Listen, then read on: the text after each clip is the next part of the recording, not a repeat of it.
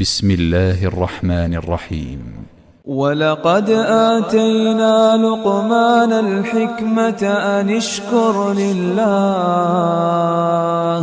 ومن يشكر فإنما يشكر لنفسه ومن كفر فإن الله غني حميد.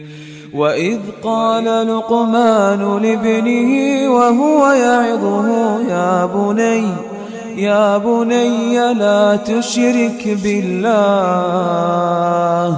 إن الشرك لظلم عظيم.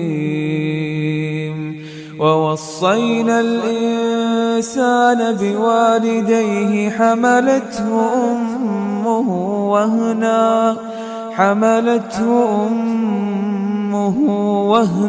على وهن وفصاله في عامين أن اشكر لي ولوالديك إلي المصير.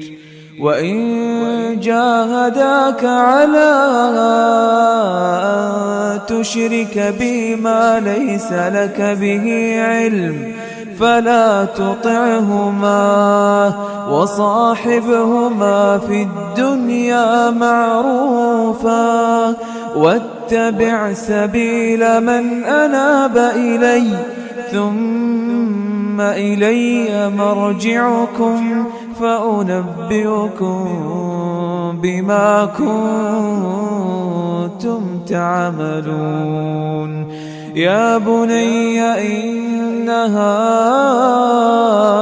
إن تك مثقال حبة من خردل فتكن في صخرة أو في السماوات أو في الأرض يأت بها الله إن الله لطيف خبير. إن الله لطيف خبير. يا بني أقم الصلاة وأمر بالمعروف وانه عن المنكر واصبر على ما أصابك إن ذلك من عزم الأمور. ولا تصعر خدك للناس ولا تمش في الأرض مرحا إن الله لا يحب كل مختال فخور.